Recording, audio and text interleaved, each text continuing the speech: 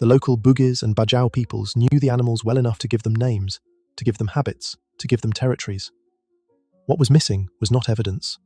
What was missing was permission. Until a uniformed European officer shot one and sent the skin to a colonial museum, the existence of the animal was not real in the sense that academic science was prepared to acknowledge. This is what Adrienne Mayer, a research scholar in classics and history of science at Stanford, has been arguing for over 2 decades. Her book, The First Fossil Hunters, published by Princeton University Press in 2000, examines how ancient civilizations interpreted the bones of extinct creatures. Her core argument is that many ancient monsters, griffins, cyclopes, dragons, emerged from real encounters with fossils that pre-scientific cultures interpreted as the remains of real animals from their own ecological past. Mayer is not arguing that dragons literally existed in the form children's books describe them. She is arguing for something subtler and, in some ways, more disturbing. She is arguing that the ancient classification of these bones was not delusional. It was a different system, one that integrated direct observation with cultural memory in ways modern science has discarded. The implication, which Mayer herself is careful not to push too far, is that the ancients were doing rough paleontology, and that the creatures they described were the creatures their bones came from, scaled and reconstructed in ways the moderns find naive, but which were not wrong about the existence of the animals, only about their timing. The timing is the key, because in some cases, the timing was not actually as wrong as Cuvier's framework would suggest. In Australia, beginning in the 1850s, Sir Richard Owen, the British paleontologist who coined the word dinosaur, began describing fossils of a giant monitor lizard he named Megalania prisca, ancient great Roma. Adult Megalania reached 6 to 7 meters in length and weighed up to 600 kilograms. It was, by every available measure, the largest terrestrial lizard ever to exist. Its closest living relative is the Komodo dragon, which is essentially a small surviving cousin of the same lineage. For decades, Megalania was thought to have gone extinct in the early Pleistocene, hundreds of thousands of years before humans arrived in Australia. Then, beginning in the 1980s and accelerating through the 1990s and 2000s, the dating got better. Recalibrated radiocarbon dates pushed Megalania's extinction forward to roughly 50,000 years ago, possibly less. Aboriginal Australians have been in Australia for at least 65,000 years. Megalania and humans overlapped on the same continent for at least 15,000 years, and quite possibly much longer. There are Aboriginal oral traditions that describe creatures with extraordinary specificity that match Megalania more closely than they match anything alive today. The same recalibration occurred for Quincana, a terrestrial crocodile of Australia, 3 to 6 meters long, walking on long legs the way modern crocodiles cannot. Quincana survived into the late Pleistocene. It overlapped with humans, and it is named after the Quincans, spirit creatures of Aboriginal mythology in northern Queensland, described as tall, sinewy figures that lived in rock crevices and hunted at night. The same recalibration for Wanambi narracortensis, a giant constrictor snake 5 to 6 meters long, also Pleistocene Australian. The Aboriginal rainbow serpent tradition, present across the entire continent, is in some interpretations a direct cultural memory of Wanambi. What the Australian record demonstrates is simple and difficult to dismiss. Giant reptiles existed alongside humans on at least one continent into geologically recent times. They survived long enough to enter the oral tradition of the people who lived with them. They became part of cultural memory before they vanished from the landscape. And the timing of their vanishing correlates, on every inhabited continent that has been studied, with the arrival and expansion of human populations. This is the late Quaternary extinction event. The Americas lose mammoths, mastodons, ground sloths, saber-toothed cats, dire wolves, glyptodonts, and giant beavers within a few thousand years of human arrival. Europe loses cave bears, cave lions, woolly mammoths, and woolly rhinos in the same window. Madagascar loses giant lemurs and elephant birds within historical time. The elephant bird may have survived to around 1200 AD, well within the period of European awareness. New Zealand loses the moa and Haast's eagle, the largest eagle that ever lived, after Polynesian settlement in roughly 1300 AD. Every continent, every island chain, the same pattern. Humans arrive, megafauna disappears. The largest, slowest breeding, most visible species go first, and nothing similar evolves to replace them. What gets called dragons in the cultural record, in many cases may simply be the megafauna that did not survive long enough for modern biology to catalogue.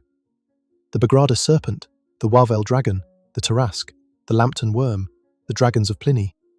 These may not all be the same animal, but the pattern of how they are described, how they are killed, and how the carcasses always seem to disappear before any naturalist can study them, is consistent across 2,000 years of historical record. And there is one more piece of evidence that does not appear in any of the standard accounts. The European cave bear, Ursus spelaeus, went extinct around 24,000 years ago in mainland Europe. Its remains are found in caves throughout the Alps. In 1917, the Swiss archaeologist Emil Bachler began excavating the Drachenloch cave in eastern Switzerland.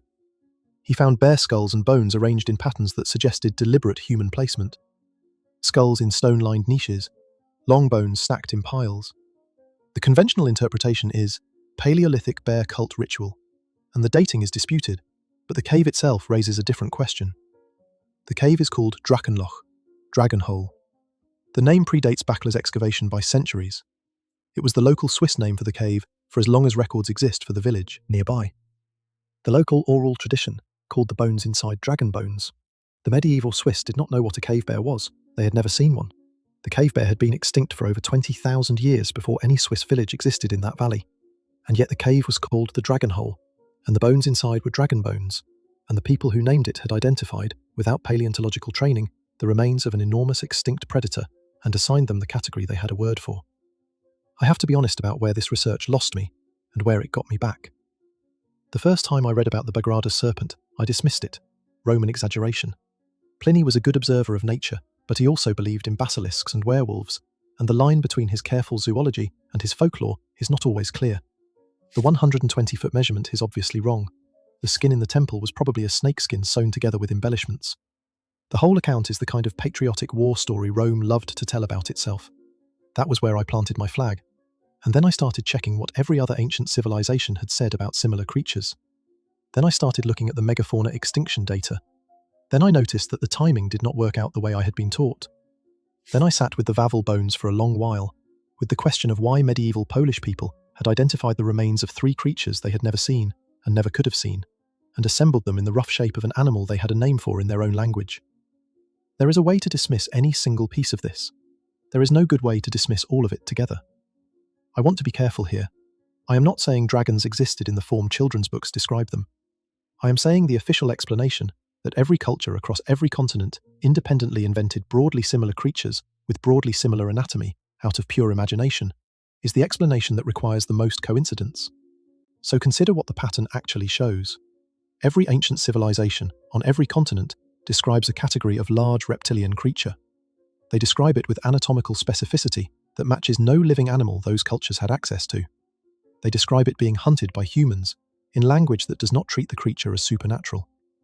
They preserve, in some cases, physical remains, skin, bones, jaws, teeth, which are displayed in temples and cathedrals and pharmacies for centuries before being either lost, destroyed, or reclassified.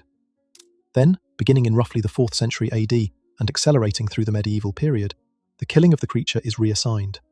It moves from a thing armies do to a thing saints do, from a population of animals to a singular last specimen, from an event recorded by historians to a miracle recorded by hagiographers. The bodies stop being preserved. The jaws stop being mounted in temples. The hunts stop being measured. Then, in a single generation in the early 19th century, the entire category is removed from scientific vocabulary. The bones are reclassified as fossils of other species. The folklore is reclassified as universal human imagination. The remaining oral traditions are reclassified as primitive superstition. Within 2 generations, no European institution will discuss the subject seriously. And then, in 1910, on an island that ships have been passing for 4 centuries, a Dutch officer shoots a giant lizard. This is the pattern, and once you see it, you cannot unsee it. The same shape repeats in every domain. A thing that was real becomes contested. The contested thing becomes folkloric. The folkloric thing becomes professionally taboo. The professional taboo becomes the new common sense. And then, every so often, a fragment of the original reality slips through. A Komodo, a coelacanth, declared extinct for 65 million years and then pulled out of a fisherman's net in South Africa in 1938. A giant squid, finally photographed alive in 2004 after centuries of being officially impossible. And the institutions reclassify quietly in technical journals and move on as if the previous century of denial had never happened. What was hunted to extinction here was not only animals. It was a way of looking at the natural world that admitted the existence of things larger and stranger than the institutions are prepared to acknowledge. The ancients did not see dragons because they were primitive. They saw dragons because dragons, in some form, Large surviving reptiles, megafauna remnants, predators that humans encountered and eliminated were there. The medieval and early modern Europeans did not put bones at the cathedral because they were credulous. They put bones at the cathedral because the bones were what was left of an animal their grandparents' grandparents had still been telling stories about killing.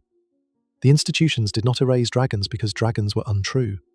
They erased dragons because the alternative, admitting that human expansion across the planet had hunted into extinction a category of animals so large and consequential that every culture on Earth retained a memory of them, was too large a story to fit into the 19th century's idea of progress. The story of dragons is the story of what humans did to the last of the megafauna in every place we went. The Komodo dragon survived only because it lived on islands so small and remote that we had not yet exhausted them. The Megalania did not. The Quincana did not. The Wanambi did not. The Bagrada serpent did not. Whatever the European cave bear actually was in the imagination of the people who lived in fear of it, did not. And the killing did not stop in 256 BC, or in the year of St. George, or in 1420 with John Lambton. The killing is the constant. The naming is what changes. Steller's sea cow, an animal the size of a small whale, was described to Western science by Georg Steller in 1741. 27 years later, in 1768, it was extinct, hunted to nothing in less than 3 decades after its discovery.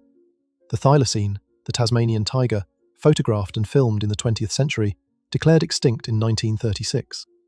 The Yangtze river dolphin, a real animal that lived alongside humans for tens of thousands of years in Chinese cultural memory, declared functionally extinct in 2006.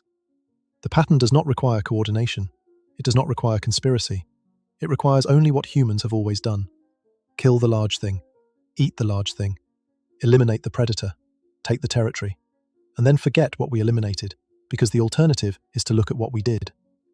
The dragons in the cathedral, in the temple, in the apothecary, in the cave. Those bones are not telling us about creatures that did not exist.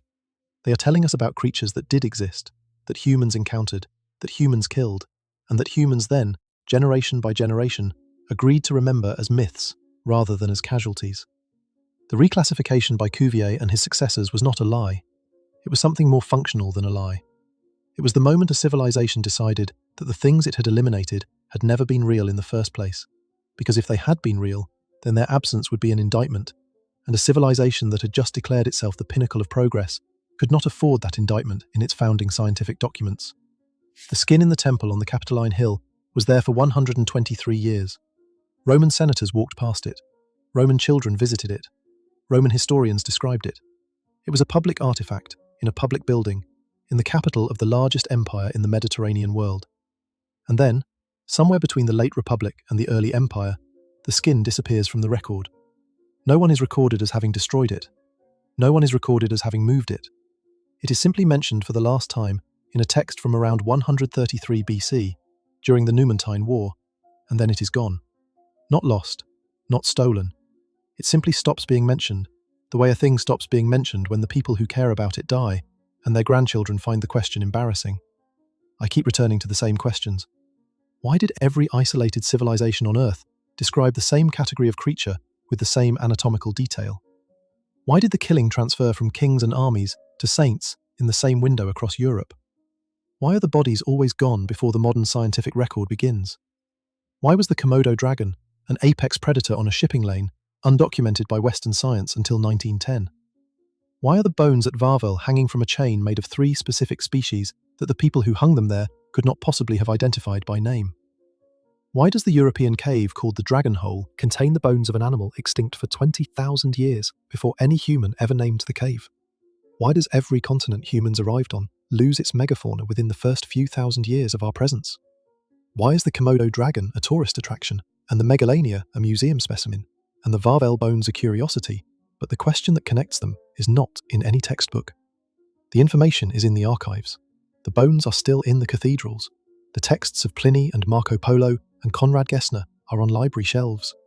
The Komodo dragon is in zoos. The Megalania fossils are in Australian museums. None of this is hidden.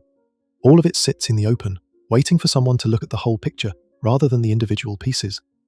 The Bagrada skin is gone. The senators are gone. The temple is gone. The measurement remains. 120 Roman feet. Recorded in the registers of the Republic by men who walked past the skin every week of their adult lives. Nobody called it a myth.